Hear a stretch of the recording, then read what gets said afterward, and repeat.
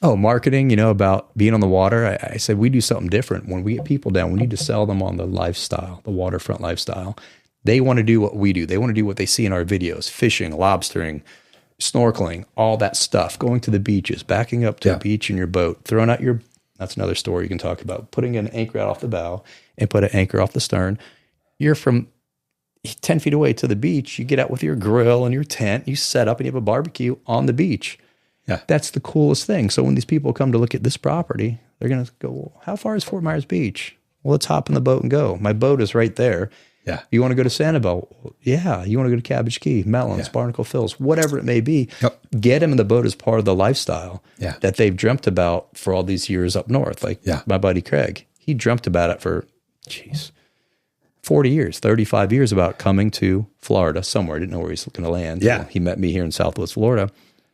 And then he watched, you did my website like 25, 30 years ago. We did a primitive version of what we're doing now, but it was awesome. That back then was awesome. But he watched our boating guide. He'd sit at his shop. He had a snow removal business and watch our videos and our photos, the boating tours. guide. Yeah.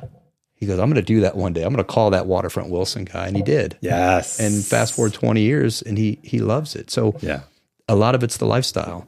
A lot of realtors may sell waterfront property, which is great. Maybe they're not boaters. I don't know. But part of our niche is the waterfront lifestyle, taking people out by boat, showing them the area, selling them on the area like, wow, this is really cool. Yeah. And then helping them buy a boat. They don't have a clue. Most of them don't have a clue. Boat, well, even if they bought a boat in Michigan, for example, or it's the inland lakes, even the Great Lakes, it's a whole different style of boating down here. Different. Totally and you got to be very careful about that scene. The part that I just love, and this is something I've taught for 20 plus years in sales mastery, is it's not about selling. It's about educating and helping them realize the vision. Mm-hmm. So it's like, instead of a feature, it's a waterfront home.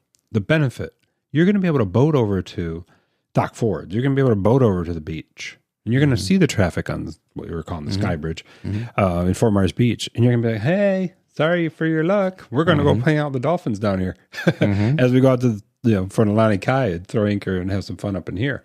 So the biggest thing that I see is you care so deeply about people's real palpable experience of knowing that they walk off that dock and they haven't invested a cent yet in a boat or in whatever that can look like.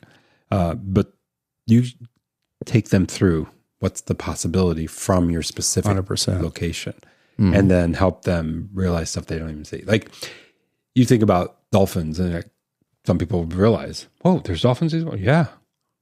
Wait, might be on the boat. We might see one? Yeah, and in that one video you sent, which we're going to put in high promotion, it was like playing with you. You're coming into, I don't remember the exact waterfront. Picnic Islands here, Miserable Miles right here. Just coming in, they were jumping all over beyond the boat. Yeah, that. Yeah, so cool. like this is an added benefit, and whatever it is, and I was this guy when I moved down. I'm like, dolphins are jumping. And then after a while, you're like, yeah, dolphins are jumping. Yeah. 9 times out of 10, they come up behind the boat. Like, how'd you do that? Well, I just love the dolphin call. I don't. I'm just saying. They're like, Shane, I go, watch this. We're going to go up because I can see them. I know what to look for. I see them a half mile up in the channel. I'm like, the dolphins are playing. Hey, guys, you want the dolphin to jump behind the boat here? You can do that? Yeah, let me call him in. Hold on. And it starts out as a joke. So I go over there. I slow down. I trim the motors up. About 1,200, 1,500 RPM. It makes the stern of the boat dig, so it makes a huge wake. I go, look off the back of the boat. They'll jump. 9 times out of 10, they do. That one time they don't. They start jumping, flipping like, oh my, you're the water whisperer. You're the dolphin. How did you do that? Anybody can do it. You just got to look ahead and see the dolphin. And if they don't do it that time, say, they must not be in a playful mood. Yeah. Oh, they're tired today. Yeah. They freak out. It's so cool.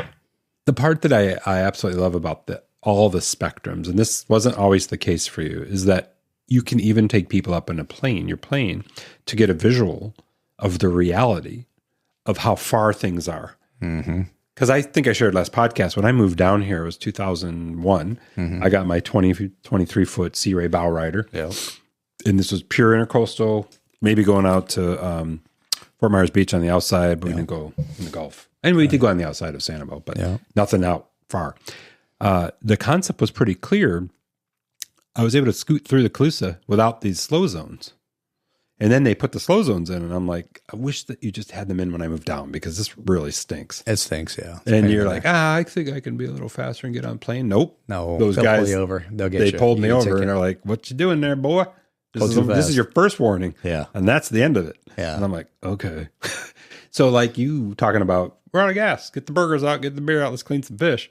I looked at that as, okay, I just need to readjust my mindset. Correct. Let's look at nature and let's talk about what we're going to do and maybe build the anticipation for it. So a lot of people just don't see the visual. And you can look at a map, but it's different when you see, like, you get a house in the Cape and you go up to one of the main canals and then you go way up and it's at idle speed. It's an hour-long ride. Time. So you just got to be real careful and clear about that.